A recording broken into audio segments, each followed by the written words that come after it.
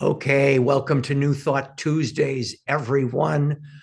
We are live streaming today with my spiritual partner, Mr. Rich Smith. I'm Dean Regan, Hello. RCP. Hey, Rich. Hi.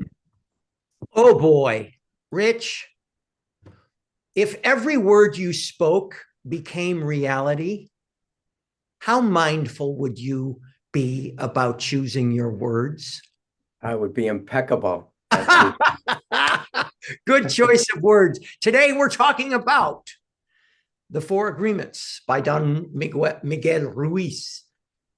And the first one, I got my little hand palm book. palm book, you can take It's in that the with palm of you. your hand. For those of you who are not familiar with Mr. Ruiz's book, this is such a warm and wonderful and very approachable spiritual practice called the Four Agreements. And we'll talk a little bit more about that. But today we're talking about being impeccable with your word. Impeccable with your word. Being so mindful about your human words that you speak. We're talking about human words, that the words that you speak are beautiful, clear, crystal clear, perfect, exemplary of the life that you are wanting to unfold. So that's what we're talking about today on New Thought Tuesdays. Um, Rich, do you have a story to share that about being impeccable with your word, or do you want me to launch into mine? Yeah. No. Well, for me, in my infinite filmmaker teachings, I speak about the script that you're writing, the words that you speak. You're writing the screenplay for your movie called Life, so you got to be impeccable with your word, and people will trust you more. I interviewed uh, Daniel Beckman yesterday. He did the movie about Trump called what's the name of it? The Apprentice. And then I researched him and I looked up and he produces 4 or 5 movies a year. And so I was really nervous about interviewing him and it's like, but then after a while I just said, you know what? I'm just gonna, because I know I'm impeccable with my word and that I mean what I say, I'm just gonna say what I mean. And if he can accept that, then that's great. And if he can't, then that's okay too, because I feel like I'm impeccable. So what is the difference, Dean, between being impeccable and saying the right thing or saying Oh, something somebody excellent. else wants to hear? Oh, I like that because the idea of saying the right thing. Well, first off, that whole idea of impeccable for me has a feeling tone of ease and graciousness and expertness, the ability to articulate authentically what it is that you are meaning from your point of view. And as we'll get into more today, and then we'll get into the inner circle after we have these remarks, there's the idea of how when we are not impeccable with our word, because not everybody is up to speed on this particular agreement, which is be impeccable with your word. What Mm, the that sense of doing it right or saying the right thing is about pleasing someone else, and using the word in this particular way, right. It's like, okay, there's some, am I going to get this right? Is there some question? The idea of being impeccable with your word talks more to me about honoring what it is that you are intending and articulating it gracefully. yeah. Now, it also has to do with the idea of when you speak about others, speaking impeccably. So I mean, I don't know if you've heard about the water, the Monday morning at the water cooler, or after a certain program is on the night before, people might go into the office to the water cooler and talk and say, oh, this went on and this went on, this went on about this fictitious story. Well, sometimes people, we, and certainly I have in my past done what I would consider gossip, Yeah. speaking in an unhelpful, in an unkind manner about other persons, places, or things. Yeah. Don Miguel Ruiz in his book says the word is the most powerful tool that you have. But like a sword with two edges, your sword can create the most beautiful dream, or your sword can destroy everything around you. And so gossiping, that's the same thing. It's gossiping. The words you speak have the power to create. And I guess in the Bible it says in the beginning was the word was with God, and the word is God. Yeah. And so everything you speak, it's like what comes out of your mouth. And it was the master who said, it's not what goes into the mouth that defiles the body, it's what comes out of the mouth. I think he said that. Oh, I don't know. I'm going to look for that. I love that. I Yeah, love that. If he didn't say it, he meant to. I Um, said it. if Rich Smith said it. So the idea here about this being impeccable with my word, being able to be mindful. This whole book, The Four Agreements, is all about mindfulness, all about mindfulness. That sense that mindfulness brings us a sense of calm, peace. The intention behind it can be an expression of love. When we master it, it's an expression of wisdom. So these are the things that, as we're identifying, and right now we're talking about our human words.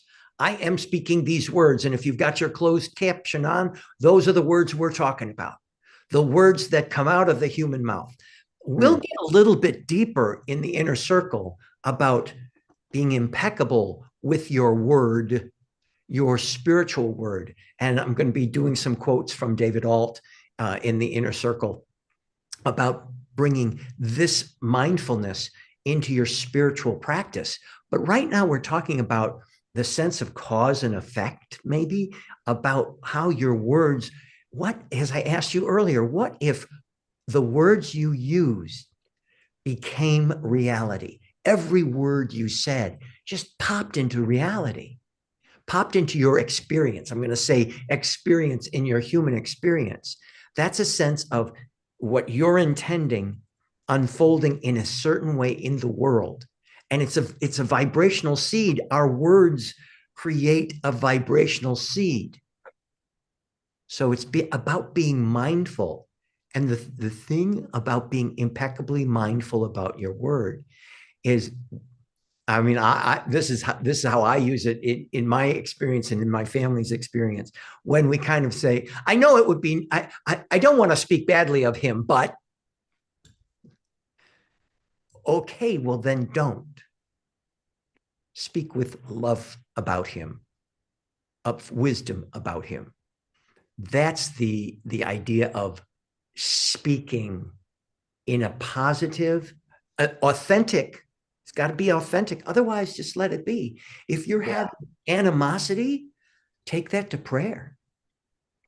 And it's not the place for your human words yet.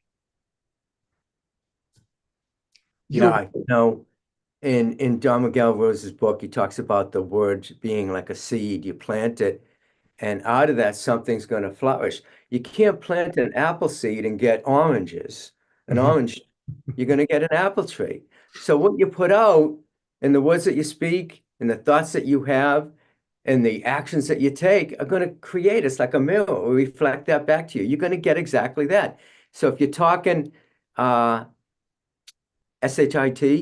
you're going to get that back, you know? So, and it goes even deeper than that. I think it's like, what do you want to create in your life? What do you want to experience? Start talking about it in the affirmative.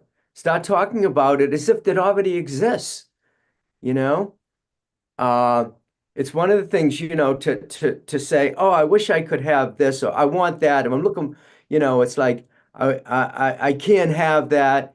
It's like you're gonna get that. You have to say, I'm looking forward to this. I'm excited about this coming my way. I'm excited about what I'm creating. I'm excited about my life, And you start speaking those words, you're gonna get that back. You're gonna get an exciting life back. And You so know, your words are the, powerful.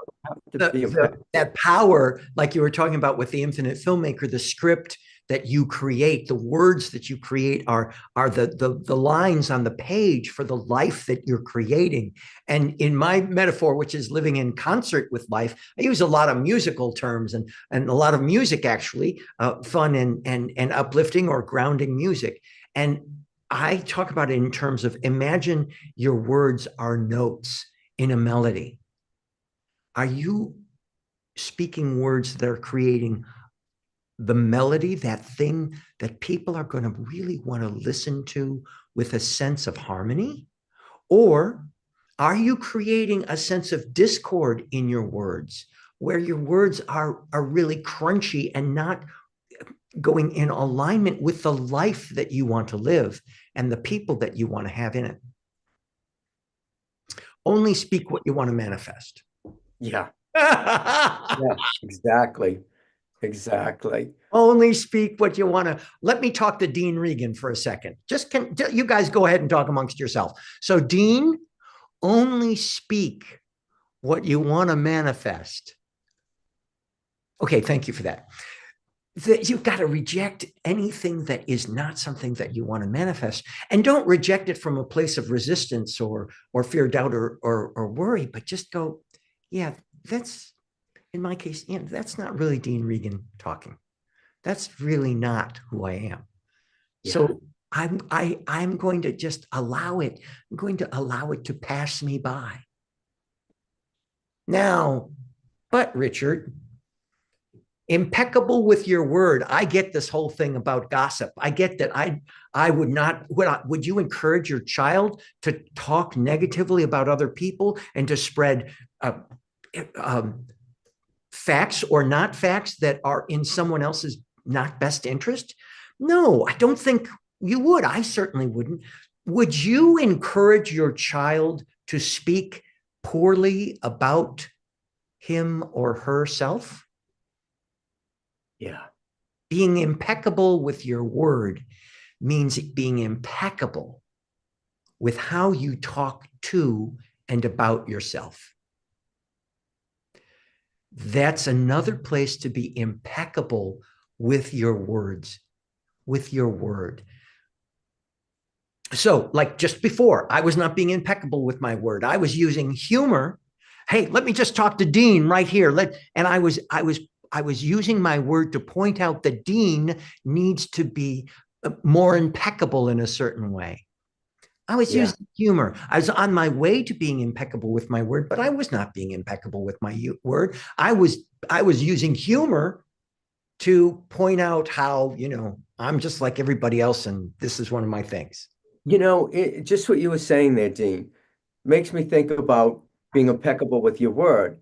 That if you even speak, or think, I'm not always impeccable with my word, then you're not always going to be impeccable with your word.